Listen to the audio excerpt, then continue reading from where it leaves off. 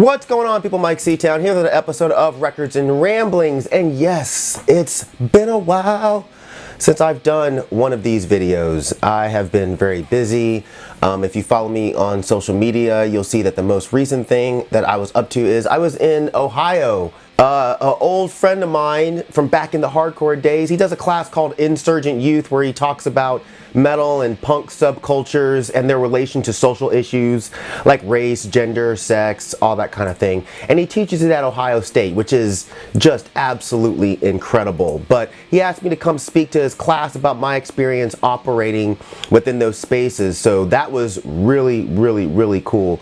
I Skyped in a few years ago, but it was so much cooler to be there in person and talk to these kids who were just great kids who were very inquisitive about the things that I was saying. But yeah, I posted on Instagram about this, and I'd said there that, you know, back when we were young punk rock kids doing all kinds of crazy shit, you know, we literally thought we were going to change the world by the time we were older, you know, and I've kind of fallen back on that a little bit because of my own laziness and stuff. But it's just, I don't know, man, it's really cool to see Tommy still out there fighting the good fight. So if you're thinking about going to school and you're going to Ohio State, make sure you take one or more or all of his classes, because, you know, Tommy's a great fucking guy.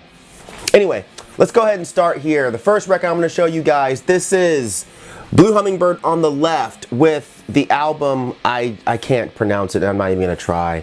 Yeah, you can look down there in the description section for the title. But yeah, this is a 2019 release. I've always really liked Blue Hummingbird on the left. I'm not sure why I'm just now showing this, because I bought this a while ago. But it's easily one of my favorite things to come out this year. It's one of the Black Twilight Circle bands, for those of you that are not familiar.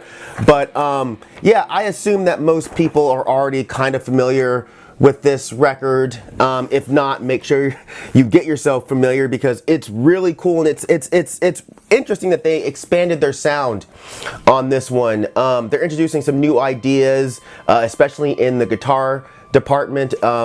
Some of this probably borders on war metal, which I don't really care for war metal, but most of it sounds like just really aggressive black metal. It simply does not let up throughout the duration of this album. And the ridiculous amount of reverb that's on the vocals, it's off-putting at first, but I don't know, after you get used to it, you really learn to love it. It starts off kind of funny, but in the end, it just works so fucking well for this record. But yeah, this is awesome. I still need to get that 7-inch that they put out a while ago. It's not expensive, but it's also not particularly cheap to grab on Discogs, but I'll do it eventually. The next record I'm going to show you, this is Current 93, The Light Is Leaving Us All. No idea why I haven't shown this to you guys yet either. It's easily one of my favorite albums that came out last year. I think it might have been my #1. I can't remember, but it's just incredibly beautiful and dark neo-folk. I really think it's one of the best things that Tibet has done in a really long time. It definitely harkens back to his old material, stuff like Sleep Has His House, even some All the Pretty Little Horses vibes are on here, and yeah, I love it more and more the more I listen to it. And my copy is on red vinyl. I think there were signed versions of this, but mine is not signed. But yeah, here is the insert booklet thing here. That's really cool. Lyrics and all that jazz. Yeah, if you're not familiar with Current 93 and you're kind of intimidated by the catalog, I'd say this is a legit great place to start. Super excited that I will be seeing Current 93 next year in New York. So if you're going to be going to that, hit me up. Also, I'm going to be doing a little bit of business while I'm in New York. So if you guys know of any hip-hop or metal podcasts that might want a guest, holla at your boy. Moving on, the next record I'm going to show you, this is Limp Wrist with Facades. And yeah, that cover is probably going to upset some of you little titty babies out there, but good, fuck y'all. Back cover, same thing. Hopefully you're not getting too much of a glare. Anyways, Limp Wrist, old school hardcore band from, I think they formed around 98, 97, something like that, with members of Los Crudos, Kill the Man Who Questions, someone from Devoid of Faith, was in this band, and yeah, I was always a big fan of Los Crudos, so that was enough for me.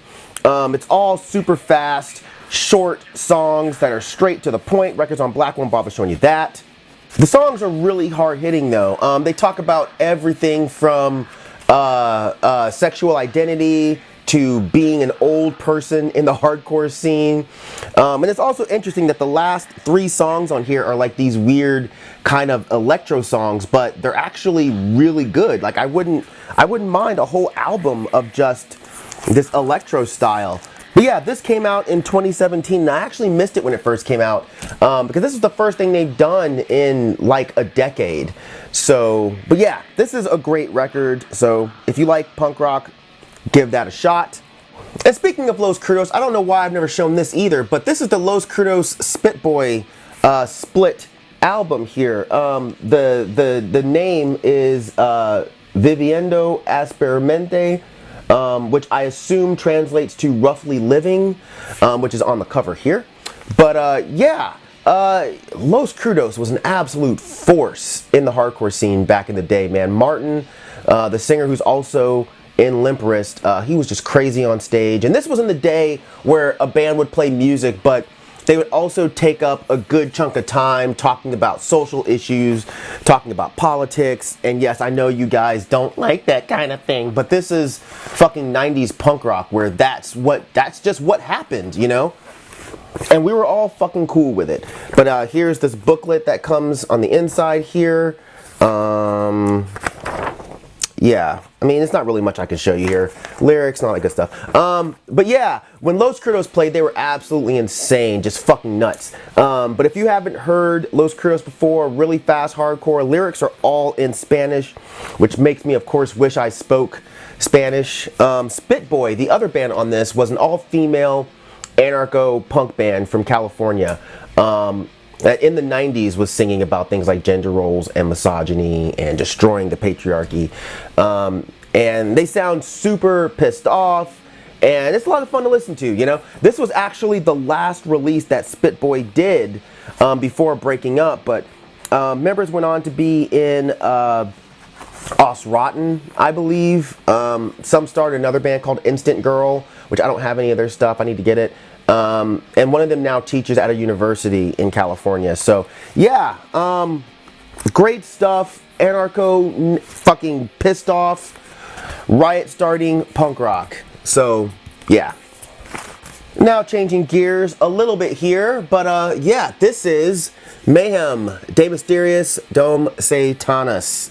This is the Back on Black version, but yeah, this is one of the records that came from one of my viewers, Nathan, who I also recently saw at the Cattle Decapitation show in Atlanta. But yeah, again, I've said it before, I'll say it again. Thank you so much, Nathan. That fucking package that you sent me was super kind, but I am stoked to have this on vinyl. This is easily one of my favorite black metal albums, and it is kind of weird that I didn't already have this on vinyl, but I'm stoked to have it now thanks to Nathan. It's on this kind of maroon-ish, you can't really tell on the camera, but it's like a maroon kind of almost dirty blood kind of red color here. And I've talked about this album in depth on my channel. I'll try to remember to link that video if you haven't seen it already, so go check that out if you want to. But yeah, this record is just fucking amazing. And I still remember when I first heard it back in the 90s, how it absolutely blew my mind. Especially the vocals. I was just like, what the fuck's going on here? This is crazy. But yeah, great record that I'm sure 99% of you watching my channel have already heard. But yeah, this is the last record in this edition of Records and Ramblings. This is Mayhem with Demon. I've always said it's still pronounced Demon, even though it looks like Daemon, but I've heard people say Daemon. I don't know. Doesn't matter. Either way, only thing important is this record fucking rules. Yes, this is the newest album, and it's definitely one of my favorite albums to come out this year. It's easily the best thing they've done since Grand Declaration of War, which I actually really enjoy that album. Take that how you want to. But it's interesting that this album came right after they churned out that tour where they were playing De Mysteriis, Dom Sathanas in full, because this album could have easily come out right after Wolfslayer Abyss. It's super intense, super dark, super evil sounding black metal. It sounds so much more serious and so much more ugly than their last few records.